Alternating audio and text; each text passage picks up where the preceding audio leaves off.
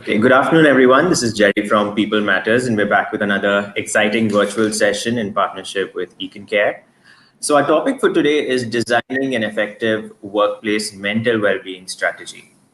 We know that 1 out of every 5 employees is estimated to suffer from workplace depression. And with the blurring of work and personal life, there is increased stress, increased anxiety, and today's professionals are more likely to feel burnt out. Now, the lack of support systems at the workplace and in their personal circles is further aggravating this issue. So, we want to discuss about this and we want to help address some of the issues that you may face, which is very critical to the overall health and well being of an individual because this has direct correlation to workplace productivity. So we want to ask, how can companies design a workplace mental health strategy that works? What are some common issues that need to be addressed? And what are some best practices that you can learn from leading companies? So today we're joined with 2 experts, Jitendra Panihar, who is the head of people and culture at Mo Engage, and Saravanan Neil, who is the co-founder and chief operating officer of Silver Oak. So welcome Jitendra and Saravanan to our session today. Thanks, Jerry. Thank you. Great. So we've saved time for you to ask questions at the end of this webcast. So if you're joining us live, you can post questions at any time during this session using the comment section on your right-hand side of the screen. We will try to respond to as many questions as time allows. So during this session, we'll also be taking a few polling questions. So this will happen on menti.com. You will have to use the code 1356668 to reply to this polling question. We will share the link with you, and you will have to use this code to questions as and when we post them. Yeah. So we have an exciting topic to discuss on this webcast today. So I'm just going to open up with a broad question about workplace issues on mental health. What are some of the most common mental health related issues in India today? So, Saravanan, would you like to start? Yeah, sure. Thanks, Jerry. So when we talk about some of the most common mental health issues, I would probably name 3, 4. I think anxiety, depression are probably top of the list, right? Which is what a lot of us go through on a daily basis. And then, and people talk about it, right? I'm feeling anxious or feeling depressed. So this is something we talk about on a daily basis, and people feel it, go through this experience. The next one would be what I would say is what we call as a bipolar disorder, right? So this is primarily to do with mood swings, right? There are emotions, highs and lows during the same time in a day, right? And this is probably very common. You know, there's a huge population in India who go through this. And this is a condition where people have to be treated through medication and a combination of a therapy, right? And then the last one I would say is something called schizophrenia, right? So this is again a condition where a person feels or sees things which are not actually out there, right? Which is not exist in reality, right? We call it as either a delusion or a hallucination is what we call it as when we talk about schizophrenia. So these are 4 which normally what we see a lot when we talk about mental health issues. And then all of these becomes a disorder when it becomes out of control for an individual. For example, say I feel very low, right? I don't even feel like getting out of the bed and going to work, right? I don't want to talk to anybody. I want to completely cut out my social network engagement. See, all of that are very good signs of somebody being depressed, right? And that continues for a week or 2, and obviously that becomes a disorder, right? Otherwise, there are days where I feel low, but then I pull myself up and I start doing whatever I need to do, get to work and whatever. If it continues, then we name it as a disorder, right? So these are 4 things I just give you an example, right? So anxiety, depression, bipolar disorder, and then schizophrenia are the 4 major mental health issues I would say what we normally face. Fantastic. That's great. Jitendra, would you like to add to this? I think, I also completely agree with Saravanan. While, the issues list, is quite long, but I think primarily what we as organizations kind of face, as part of their work, are some of these issues, which are just shared by Sarvanan. While we also have, certain other issues, as part of, psychological and mental, I would say health perspective, like, OCDs. We try and kind of, use this, in very, very loosely, and sometimes, in lighter manners as well. Post-traumatic stress disorders as well. But I would still go with these four. And I think even if I have to kind of take a pick, I would say anxiety and depression, are the top two. And what is really very, very interesting about these issues is, there are times when, we are being able to kind of diagnose and identify these issues, but there are also times, when we are not being able to kind of figure out a lot of these issues as well, right? Because we feel that, some of these issues are really human tendencies, being anxious as time. And none of these issues, are primarily, from one sphere of life. So it's not that, it is primarily a work life, which is really a trigger for, let's say, anxiety or depression. But I think there's a lot of integration in terms of, how you perform at work and how you perform, in your personal life as well. And that's why, it's extremely important for us as an organization to try and be able to kind of identify, the triggers really early on. Apart from these issues, I would like to bring one issue, which is not really a mental health issue, but an issue, while we look at mental health, is a real lack of awareness that we have, and the real lack of infrastructure to be able to identify and diagnose some of these. So yeah, I mean, that's my take. These are things, which are really prevalent. We don't often kind of talk about it, and I think, during the session, I would love to kind of talk a lot more than these issues alone. Yeah, right. So fantastic. So we'll be going to the polling question right now. But while we go, so I'd request our users to use the code 135668 to respond to the polling question. So our polling question is: do you know someone at your workplace who has a mental health issue? Right.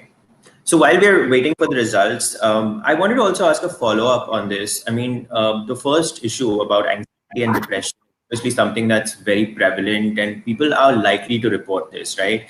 But Right. talk about something like bipolar disorder or schizophrenia. I'm not really sure how many employees would be openly willing to talk about it, Right. given the taboo around this, right? So, how do we identify or maybe even build that trust in an employee to speak about issues like this?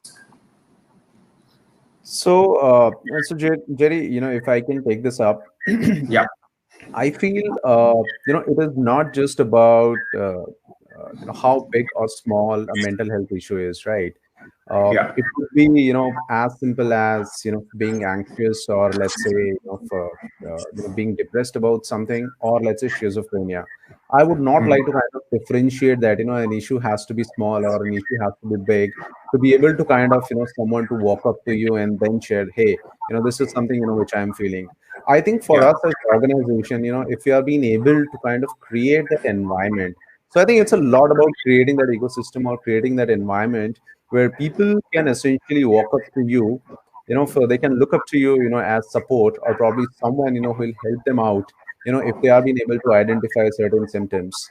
So it could be depression or it could be schizophrenia. I think it's a lot about, are we being able to create that culture or an environment of trust and listening in an organization where people can walk up to, let's say, either a line manager or to the HR person, or to anyone else, who is in the capacity to be able to listen and then provide a right path. I think that's what is really very, very important, because, we may still have a lot of tools, we may still have, a lot of platforms, we may still have a lot of initiatives going on in an organization, right? And today, we have access to a lot of those things. But if people are not being able to walk up to you and make use of those tools or make use of those initiatives, then I think, we haven't gone anywhere. So I think fundamentally I feel that, it's about taking that first step, and that's where, you create that trust, by virtue of the culture that you have built, that people can walk up to you and say, hey, this is what, I've been feeling. my personal life, there are certain triggers, which I am, fortunately or unfortunately, most cases, unfortunately, I'm being taking these cases, at work, and I'm not Yeah. being able to kind of, give my 100% and, achieve my truest potential. So, will you be willing to kind of hear me out or help me out through some of the other means? So, I think for me, fundamentally, it's a lot about uh, giving them, this opportunity to be able to walk up to you. And I think there's a lot then, we need to do after this. Right. Right. I also feel maybe there's these taboo around discussing something like bipolar disorder or schizophrenia, right? Like, I mean, Right. at least in the Indian context, I'm not Yes. really sure a lot of organizations are open to discussing some of these things. Yeah. Um, So I think that is probably the most biggest challenge we have today when we talk about mental health, right? yeah. So there is obviously the whole stigma and taboo around this topic, and this is for some reason culturally we have created this knowingly or unknowingly for a long time, right? And Yeah. I always talk about this when I do my workshops. I give this example, right? I was in one of my friend's house on a Sunday evening for a dinner, and then I could see they quickly, getting their younger daughter to say, okay, quickly brush the teeth and, go to bed, and all of that.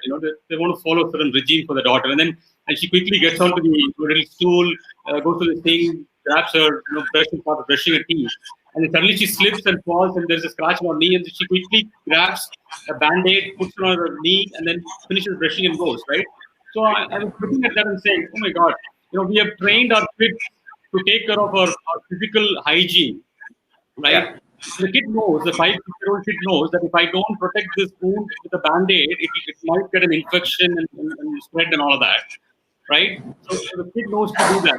Similarly, the kid also knows that I need to brush my teeth before I go to bed so that I can keep my dental hygiene. So we take care of so much when it comes to physical and dental hygiene or all of that, but then we don't focus on emotional hygiene, right? So and Yeah. when I say we, it is not only we as HR folks or we as a parent or anybody, whatever role we all play, we somehow don't really seem to pay attention to it, and somehow it does not come in the mainstream conversation, whether it is at home or whether it's work. None of us start paying attention to it. So that is, probably the most biggest issue we have, right? And the other Right. part is to add to it today, we are also kind of adding to it, right? So as an organization, I am also not communicating a lot because it's a very sensitive topic. I can't be talking about it, right? So the biggest problem we have is we under communicate. We push it under the carpet wherever possible. We don't want to talk about it because we all feel very unpleasant around the conversation, right? So in fact, as the poll result shows up, 92% of people said somebody in the workplace who has some mental health issues, right? So that is the kind of Yes. numbers we're talking where so your introduction of 1 in 5 is actually much higher than what you were saying, right? Based on the poll, it is much more higher, right? So I think everybody will go through some of the other mental health issues during our lifetime. As simple as that. Yeah. Okay, Yeah. that is the world we live in. We have to accept it, and it could get to a serious case if we don't address it at the right time, right? And then Yeah. a lot of this, the reason why we also have a challenge in creating this environment is, for a lot of people, there is a fear of discrimination, right? Being discriminated because of a mental health issue, or there's a fear of shame that, if I go and say that, I'm not able to fulfill my obligations or duties because of a mental health issue, people will look at it very differently. So there is a sense of or fear of shame as well. And so that is the, some of the challenges I have seen in most of the organizations. Right. So Right. Jerry, just to add on to what Saravanan just mentioned also, Yeah. I feel one of the biggest issue in kind of presenting this as a stigma or a taboo is because there's huge amount of lack of awareness, right? Yes. Not only in the organization but also as part of the society. And I truly believe that organization is just a reflection of what society is, right? And I think for us, some of these things, have come, a little differently, as part of, our culture. So that's why, Yeah. if you hear words like schizophrenia or something else, I mean, there's a lot of taboo, which has been created around it. But I think it's a lot about kind of creating awareness. We can certainly do our bit as an organization in terms of creating initiatives, identifying strategies, and then having experts executing those strategies. But I think we also have to start. I mean, I'm just taking a very very solution oriented view. If we have to kind of tackle mental health for as an organization, we also have to involve groups which are beyond the organization purview as well, which is more from a personal aspect, because a lot of these issues are not from one sphere of life. So it's not only work related issues, right? Whatever That's we do in personal, permeates to our work. Whatever we do in our work permeates, I would say our personal side. So I think, yeah, I mean, awareness is something which really, really plays, a huge important. And I was also reading, somewhere that the government is also trying to do a lot. Uh, through the mental health program. So I think we have to kind of figure out how do we create awareness at a larger level. I see a yeah. lot of organizations doing it for their own companies, but I think these are issues which are not just an organizational issue, right? I mean, this has to be kind of tackled more at an ecosystem level, right? So probably joining hands with other organizations, wherein you try and kind of take a more collective approach to be able to address the awareness issues. That's what I feel. Yeah, that's fantastic. Awareness is the starting point for all of these things. Okay, so Jerry, can we get yeah. this polling question in terms of what are these companies doing for the participants to talk about? Is there a program in place to help their employees while they all at Yes. least 90% of people whom they know in the organization have come out with an issue? Is there any program in place for their employees to seek help? Is that something you can understand from them? So I'm sorry, Saruna, are you asking us at People Matters whether we have a program? No, I'm asking the audience to poll on the question, saying All that right. does the company provide any help or any services to support their employees' mental health? Okay. Okay. Fantastic. All right. So let's wait for the results. So the first question obviously has about 80 to 90%. Almost everyone knows someone has a mental health issue, right? Mhm. Yeah. Okay. So is the next one?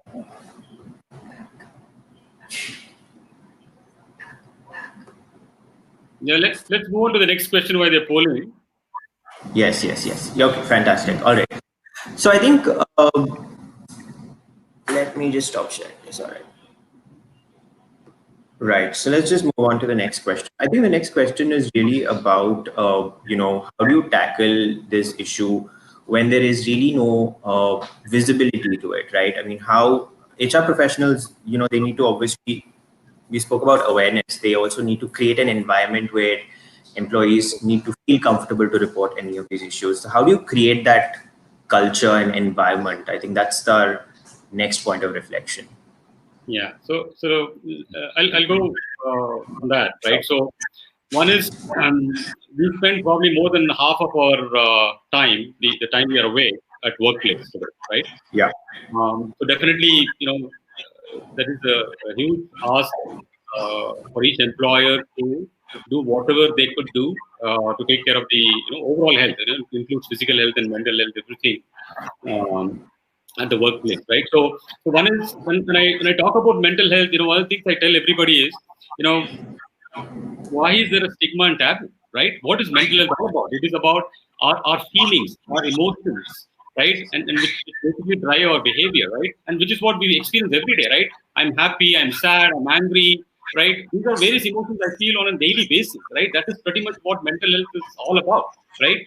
And why should we have this stigma taboo? So this is just a basic way of educating people to treat physical health and mental health in the same breath, right? So that this is going back to the previous point Jiten and I were talking about. How do we create awareness among employees and remove the fear of discrimination, or fear of shame, and create a safe space for employees to come and talk about it. And then I think most of the time it also we have to lead by example, right? In terms of Yeah. coming up with stories about ourselves, saying that, hey, some of the issues I went through in my personal life, how did I seek to, any counseling or any other services where I was able to, get better using those services, right? And also design policies in the organization where you can promote, what we people generally refer to as work-life balance. I call it as work-life blend, because you can never separate from personal life. It has to go together. You have to have the right blend. Very, very important. And I think, I strongly believe in over communication, because these are matters which are under communicated today. So we need to go out there and talk about it openly, create more noise about it, create forums, create webinars like this inside the organization where people get opportunity to talk about it, right? And make wellness as a priority, right? Again, so a lot of companies I've seen, wellness is probably, when I say wellness, I'm talking about mental wellness is check in a box, right? I also have a EAP program, or I'm doing something about it, or I did 2 workshops in the year, right? So we are doing something about it. Not about it, right? It's about exhibiting that, we have a real passion for overall physical, mental health in the organization, and going that extra mile every time is needed. And in fact, I go back to my earlier HR days where we used to budget, training time for employees to improve the skills. Right. Today we are talking about how can I get employees to learn some of these new, offerings we have. Right. How do I expose them to all these things? Right. So business has to accept the fact that I need to let my employee go for X number of hours every year to learn all these new things which they have to, right? So these are some of the things which HR as an environment in the organization have to come up with some strategy changes in the organization so that they can actually help their employees. Right. If I could also maybe ask a follow-up to that is, what has worked in maybe your experience or working with HR leaders? Jitendra, you can also weigh in here.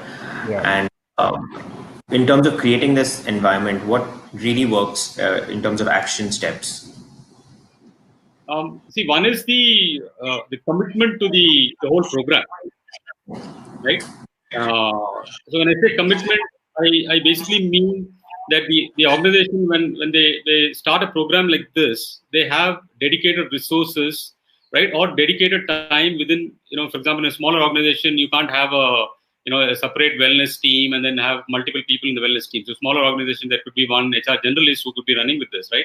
But then they need to have a budget in terms of hiring a resource or a junior resource, or themselves having time to run these initiatives, right? Because it takes today, digital is not a solution to solve mental health problem, right?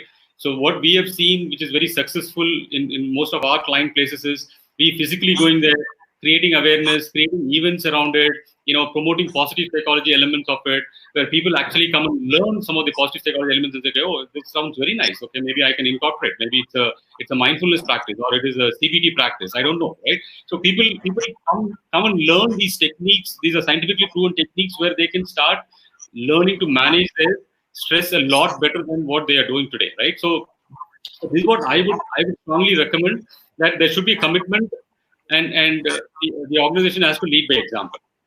Yeah, right. Fantastic. Let's quickly look at our second poll question, the results of our second poll question. Okay.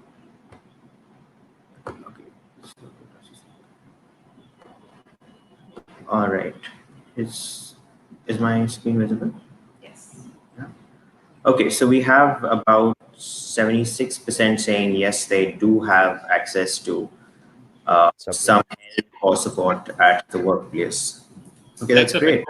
That's fantastic news. Because I have noticed that a lot of companies, in fact, in the last 2 years, we have noticed the amount of people who have taken on EAP program, and the number is just growing. So I think there has been a lot of changes in the outlook of Indian employers, saying that earlier it used to be like, just a mental health issue, just brush it off, it will go away, right?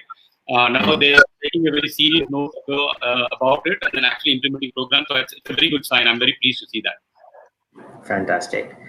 Okay, great. So I think we'll club maybe the next 2 discussion pointers. One is about remote workers. How do you identify such issues with people you don't meet face to face, or you don't visibly see anything that is wrong with them, right?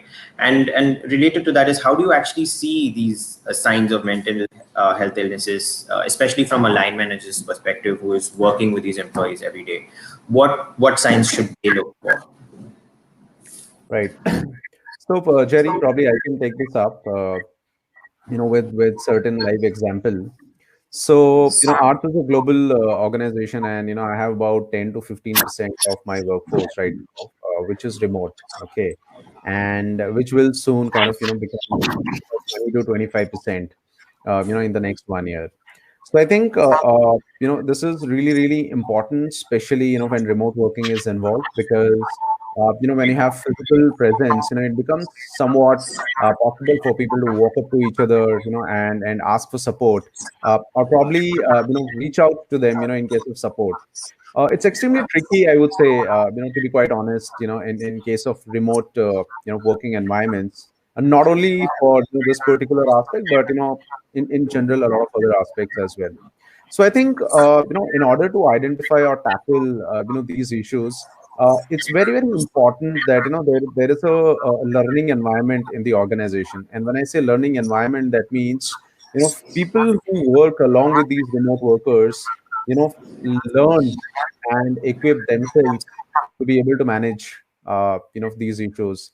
So, for example, it is responsibility of the organization or HR to be able to kind of build capability, for in line managers, that how do they identify, some of these issues, how do they encounter some of these issues, who are being brought upon, by, their team members. So I think, yes, there are certain, common factors, for which we can identify and diagnose, in terms of, let's say, a very punctual guy, suddenly starts, turning late, not having enough sleep, very, very frequent mood swings, etc., etc. But I think, in case of remote working, you have to rely quite a lot, on your line managers, because, they are the direct interface that we have. So I would say that first strategy or first tactic that, that needs to be applied is, how do you build that capability in line managers to be able to identify and diagnose.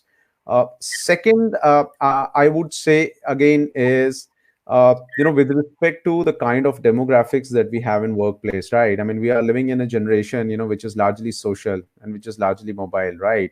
And I think that's why, some of these things work a little differently, because while you have access to information, you also have, access to a lot of panic, and you also have access to, a lot of not so desirable things.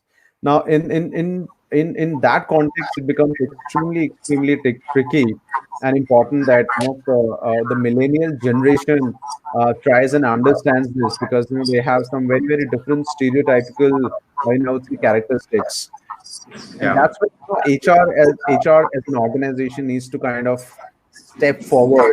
And I completely agree with Savanand that it's not so much about, creating a digital platform or a digital initiative to be able to kind of solve some of these, because ultimately, these are, uh, these are examples, which are offline problems, right? So I think it's a combination of building capability in line managers, and second is, building channels, building platforms as an organization, that a lot of your remote workers, are being involved and engaged, through any platform or any initiative that can be conceptualized. Raghunan, That's would my you like? Yeah, Jerry. So I think you asked two questions. One was the signs of stress, and you talked about the how do you manage remote workers. So when we talk about signs of stress, right? What we do is, when we basically educate our clients, right? When we talk to employees, when we create awareness, we talk about, so there are physical signs of stress, there are signs at work, right? And there are behavioral signs, there are emotional signs, there are several signs of stress which we all exhibit from time to time, right? When I talk about physical, it could be as simple as a headache, or somebody having low energy, or what we call an upset stomach, which is called irritable bowel syndrome, IBS, right? Or it could be muscle aches, or it could be difficulty in sleeping. So these are some of the physical signs and symptoms, and a lot of us don't relate this, to stress today, right? So that is the most important part, is again educating the mass or the employees or the managers, saying that, hey, these are some of the signs we should look for in your employee, right? And I have personally gone through it, right? In fact, I used to have a lot of muscle ache from time to time. I never knew that this was because of stress, right? And another issue I have personally gone through is acidity, right? Stress-induced acidity, right? If you're under stress tremendously, it also leads to acidity, and then we don't know what is causing, and then we are doing all the other things to avert it, right? And similarly, as Jitendra was pointing about, people coming to late or office late or taking too much leaves. So these are some of the signs at work in terms of the quality of work suffers, or the morale goes low, or they are having difficulty accepting criticism. These are some of the points, what you see in workplace as a manager with your team when they are going through it. And then, of course, from a behavior standpoint, bursts of anger, irritability, right? Different eating patterns. These are all more on the behavior and emotional side, what we see. So the most important thing is to educate your managers or sensitize your managers on what are some of the key signs you should look for, right? So that is one. Second is, today the biggest challenge I have gone through myself as a manager is not having enough time for myself to spend time with my team members, right? Only if I sit down and spend time, I'll be able to look at these signs, right? Today, as Jitendra said, most of the global organization, everybody is sitting in different locations. We don't even get time to talk to them. We depend so much on email. So I think one of the things I have started doing very consciously, in the last 2 years is, using digital platform. For example, we use Microsoft Teams, right? So we quickly jump on a video call, right? So I'm able to look at the person, talk to them, and hear them out. So these are some of the things I have done personally to keep up with my team. So similarly, I think they should managers sensitize about what are the signs and have more people connection, either face to face or through digitally, so that they are able to look for these signs in their team members.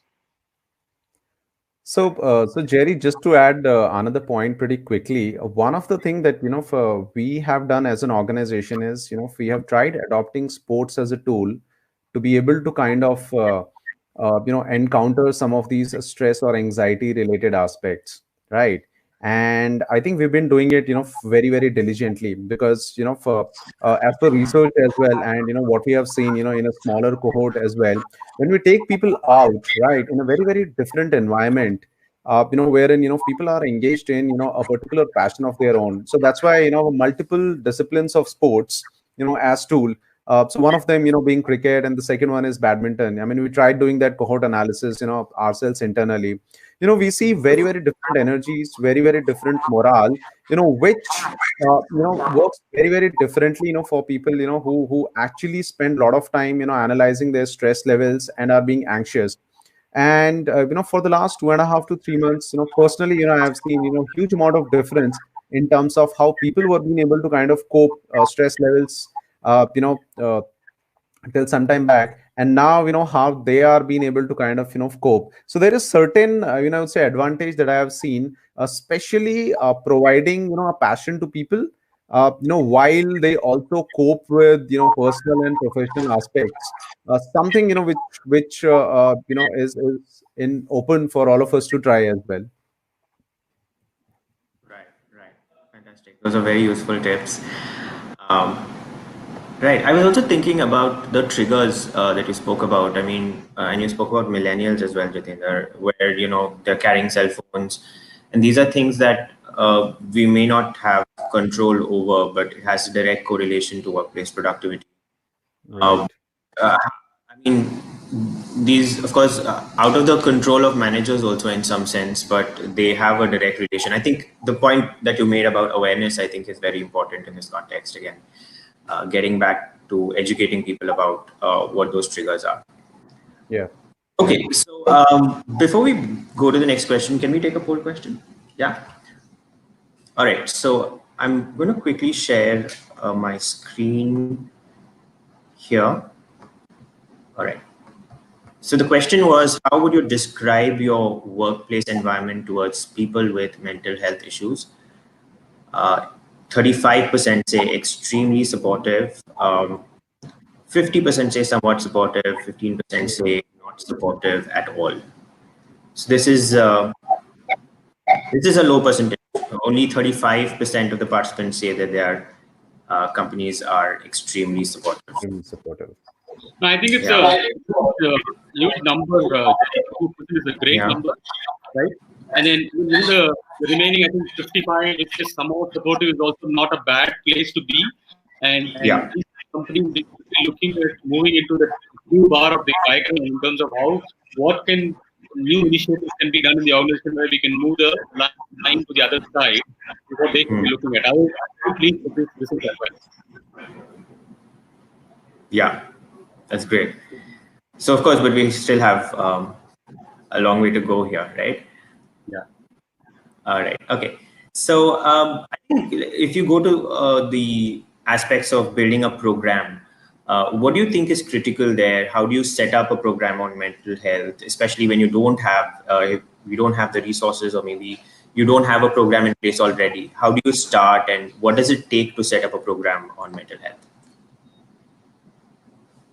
Jerry, you want to take this question? I can add on after you finish. Yeah, so I can take this up. Uh, so I think, Jerry, in my view, there are a couple of things, which are extremely important to be able to kind of build this thing up. First and foremost is, you have to have a very, very strong understanding of the entire use case, right? And I've seen oftentimes that, many of the organization, go in for that because some of the other organization is doing this. Right. There are some organizations who do it like a compulsion. There are some organizations, who do it half-heartedly. There are some organizations who do it because the competitors are also doing, right.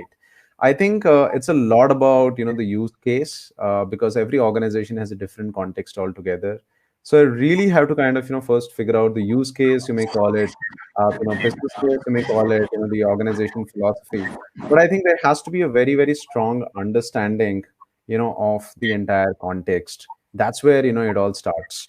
I think once I have been able to kind of create that understanding and use case for my organization internally, then the second aspect is more in terms of scalability and alignment as well, because ultimately this is only going to be successful if the organization aligns to that as well, right? Otherwise, this has just been taken as another initiative which is run by HR, right? And line managers will not be able to kind of release their people, let's say for an hour or probably a day sort of workshop or programs, whatever you may conceptualize, right? So there has to be a very, very strong alignment, which needs to be created in the organization, right from the top to the line managers.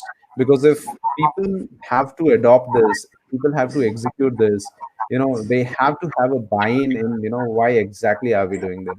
So the case for change, needs to be very clearly laid out, that this is a big enough issue for all of us as an organization, and then let's take it head on, as one. So I think that's the second bit. Third element I would say is the most important one, which is about communication, right? Because how you position this, how you communicate to people in your organization is extremely important. And as I already shared that it's not a tick box activity, or it's not something which a particular department is doing for the other department. There has to be a very strong and a consistent communication with respect to the benefits and with respect to the problem statements that you would want to solve. And the fourth element is kind of support that you extend, and that is something wherein you need to be very, very cognizant of. And as I mentioned, the importance of millennials in the workforce. So you have to have a very, very differentiated approach in terms of do you bring it digital, do you bring it offline, or it has to be a hybrid of digital plus offline. So it largely depends in terms of what demographics do you have, and what kind of problem statements are you trying to solve. For example, if you're looking at in an organization which is a highly scaled up organization, global organization, spread, let's say, in about 20, 30 locations, how do you deliver this entire, I would say, strategy or program of reaching to each and every individual? Then in that case, you might require, a digital platform or a digital strategy to be able to execute, versus an organization which is largely I would say situated in one location, wherein you can do a mix and match of both, right? So I think these are the four elements I feel is extremely important to be able to kind of create a strategy. So but ultimately at the end of it, you still have to kind of figure out what has this entire program yielded, So I think you need to consciously evaluate uh, pretty regularly that what are the various I would say problems which are being solved at regular intervals, or the problems which you are not being able to solve. So I think it's anyway a very very long term game, but I think you have to start shorter term milestones, because if you want to go big bang, I'm not very sure whether you'll be able to go there. So that's Yeah. my view. Great. Fantastic. So, is there any estimate that you can share in terms of a cost from setting up a program like this? Maybe, of course, each company will have their own budget depending on Mhm. the size, but as a percentage of employee cost or any other metric, is there a ballpark that companies should look at for something like mental health?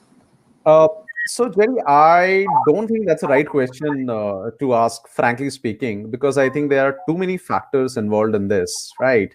One definitely is the context of the organization, right? Now, Yeah. I'll give you an example. Now, a startup world, looks at these issues very, very differently versus, traditional corporate stable organizations, right? Because the context of operation in these organizations is very different, right? Yeah. Startups work without timelines. They are fairly aggressive, crazy amount of stuff happening, versus a stable business growth, which has been there since a long time, with particular I would say top line estimated every month or every year.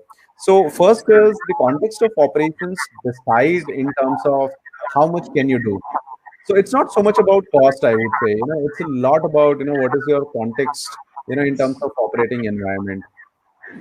Second thing is a lot depends on the philosophy of the organization as well, right? Now, as I told you, some organization do it because my competitor is doing that, so let me also try and do that. But I think it's largely a function of the philosophy that you have as an organization. Do you really want to care for your employee, or you just want to do that because you want to attract talent for a shorter period of time? And this is something which is factored in as part of your benefits package. So I think it largely depends on these two aspects, not so much in terms of I would say percentage of cost, because that is very very dynamic. And in today's world, you have organizations across the length and breadth of top lines. So at least if I have to answer this question, I don't think I'll be able to kind of answer, because that percentage number is very dynamic business to business. That's my honest opinion. That's true. That is right. So fantastic. All right. So I think our next question is about an aspect that we touched upon a little earlier about getting a leadership buy-in. And I think Saravanan has a slide that he'd like to talk about, right? So I'm just Yes. going to share my screen, Saravanan, and we can go to that aspect of leadership buying. Yeah. Sure. Yeah. Right. Is it visible? Yeah. All right. Great. Yeah. So, so I, when I go into a lot of my meetings, I talk to the senior level people in the organization in terms of when I ask them, what is the impact of stress at workplace, and they obviously talk about various non-tangible things in terms of productivity or morale or absenteeism, all of this. But then I ask them, do you measure them, right? And then they say, no, we don't, right? So I quote this study which was done by SHRM and Chestnut Global, right? I think it was in 2016 or 17, I don't remember the exact year. And this was the first of a kind study done, and it was published in Times of India. And if anybody's interested, I'm happy to share the entire report as well, right? What they did is they looked at three industries, which is finance and banking, IT, ITS, and travel and hospitality. And then they interviewed almost more than 2,000 employees and around 12 to 15 CHROs from large organizations. And it was a very intense data collection process, right? So what they wanted to achieve was, what is each company losing from their bottom line because of stress, right? Yeah. So this exercise took several months for them to compile, and what they found was, for an average of 5,000 employees in the finance and banking sector, the company is losing approximately 105 crores every year. right? Similarly, on the IT/ITES, an average of 10,000 employees, they are losing around 50 crores. And in a travel and hospitality, average of 2,000 employees, around 10 crores per year, right? So this is what the study found out, right? And what they looked into two aspects where they were able to pinpoint these numbers were primarily two aspects. One is absenteeism, which is, we all understand, right? People taking leave because of stress-related challenges. And then presenteeism is the second aspect, which is basically I'm physically present but mentally absent at work, which basically means I'm not productive, right? So these are the two aspects that were taken into consideration in this particular study, and they came up with this number. So it is a huge eye opener in what kind of money a company is losing because of stress, right? And going back to the previous question, what they were asking about an approximate cost, and I will tell you, the cost to run a EAP program is nowhere closer to the money we are looking at, right? The cost of EAP program is probably as good as I can tell you, I know Jitendra kind of refrained from giving a number, but I can throw out something there because that's what we do, right? It's like depending on the organization size, it could vary, right? It could be the cost per employee per annum could be as good as going and buying a cup of coffee in a good coffee shop, or it could be buying a meal for one of your employees. Okay, that is the cost we're looking at per annum per employee standpoint. So this is a good place to start in terms of educating senior leadership about what is that we are losing as an organization because of this, and how do we quickly shut it down by putting in some good practices and programs in place. Yeah, right. That's true. I think this aspect of presenteeism, of course, again, it's not a lot of awareness around this as well. I think a lot of people just focus a lot on absenteeism. But like you said, I think we should start somewhere in that cost of a good coffee, I think, is something that's a good place to start if you haven't already checked out what to do, right? All right. So very quickly, we have 10 minutes left, and we also have a few audience questions. So what resources can we share with employees who may be at risk? So I think the best way to start is a evaluation to where I am today, right? To understand what help I need, right? And unless I measure, I can't manage. So I would recommend to get an evaluation done for the organization overall to where does the organization stand. Like we did some of the poll questions here, we could we have a lot of questions available, right? Whether it is health related or quality of life related, whatever you want to call it, where we can quickly check the overall mental health quotient of the employees, and that could give you a good start as to where am I today, and what can I do to get to a place where I should be. Is the best place to start, is what I would think, because I also saw most of the companies have programs going on, right? So which is actually good news. So they need to revisit and say, how can we make it more effective? How can we over communicate these programs to employees, and how can we start making them utilize this better? Because we looked at the statistics of 92% of people having issue in the first poll question, but then unfortunately the utilization, when you look at globally, right, even countries like US, the percentage is single digit, 1 or 2, 3%, right? Very unfortunate.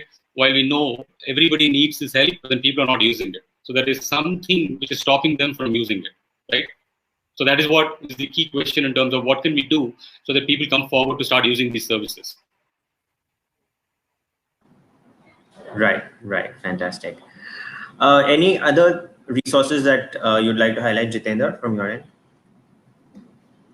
So, I think, again, sharing the same view, I think for me, having that information that yes, there is a support is the most important resource which an organization can provide, or I can look at, right? Because if there are resources in an organization and we are not aware about it, I think it's of no use, right?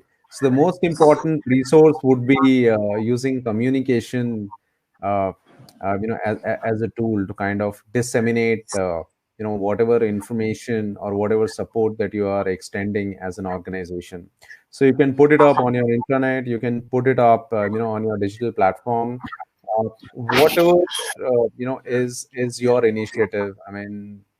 Keep it wide open, communicate it consistently, reevaluate, whether it's working or it's not working. I think I feel that some of these things, are not really rocket science initiatives. I think there is a lot of common sense which can solve a lot of these aspects. That's what I fundamentally feel. That's right. So it's just basically making sure that you reassure your employees that the company has your back. I think Yeah. that's, Yeah. yeah, right. Okay. Yeah. Fantastic. So let's take one audience question here. This is from Amit, and he asks, I'm working in a software company with US timings. All our Mhm. employees work in night shifts. What are some health precautions or steps that we need to take to prevent mental health illnesses? So any of you can take this, yeah? Yeah.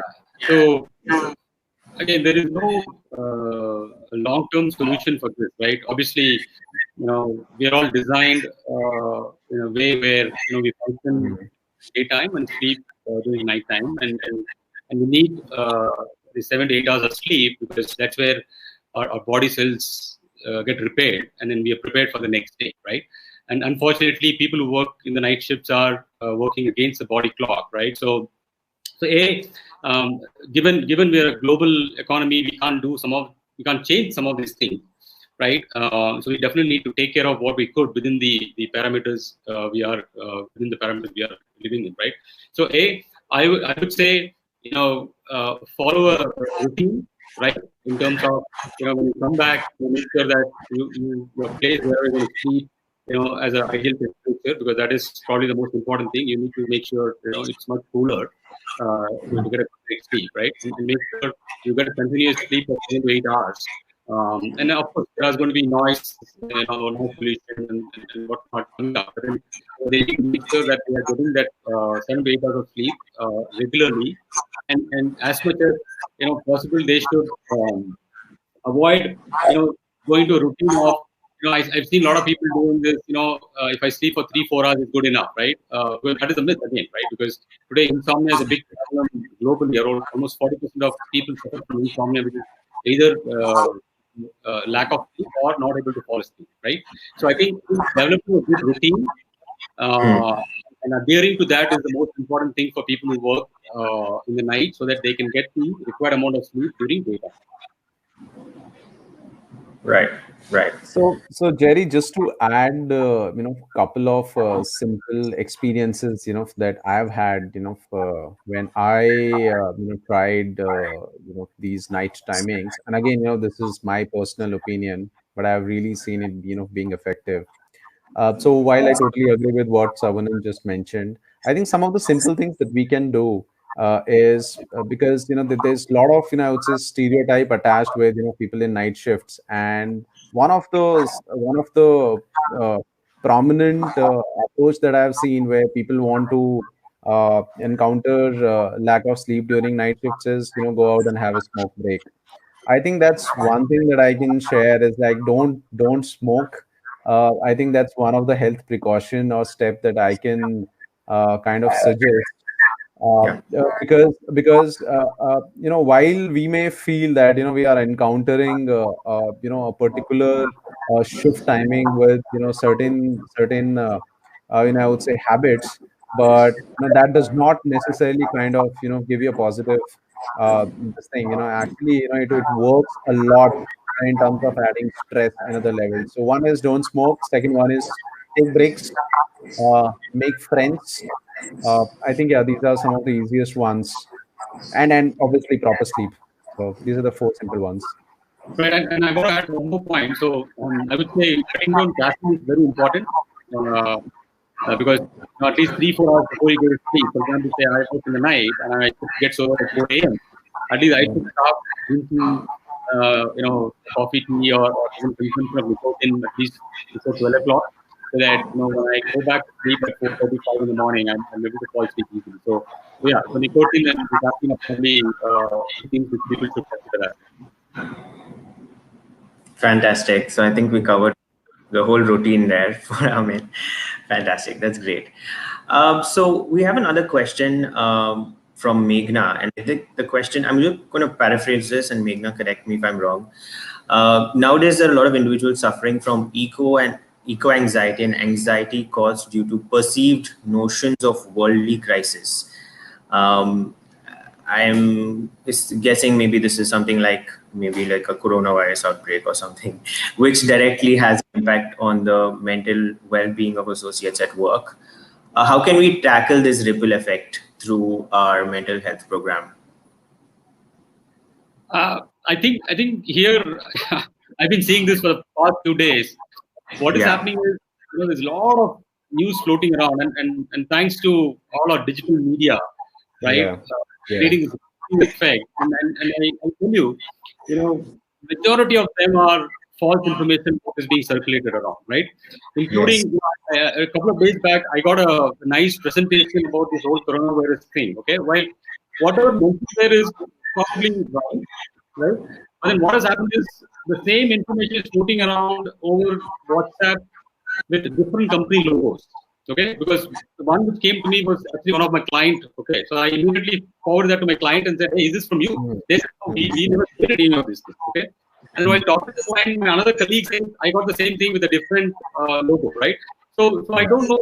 People tend to do this a lot one side, which is okay, but then the other part is people are creating a lot of fear among employees and others or other users about all these things. So I think one is, as an organization, key is to communicate on the right time and using the right resources. For example, if you go to WHO website, so there is a very nice,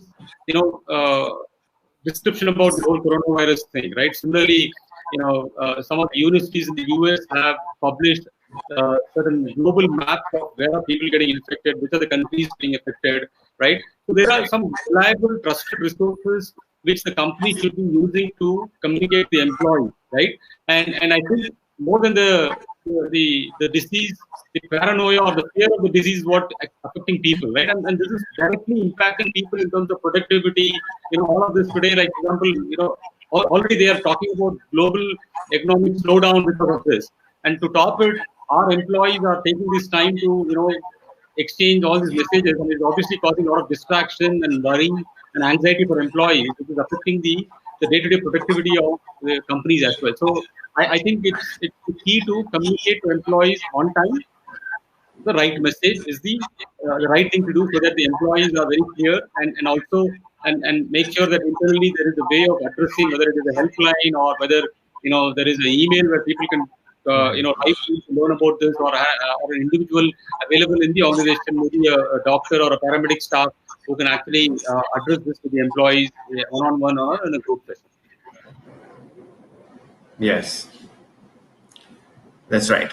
Okay, great. So if you were to give one word of advice on what HR professionals get wrong, and you want to give them one word of advice on, building these wellness programs and mental health programs, especially, what do you think they get wrong, and what would you like for them to focus on if you had to give one word of advice?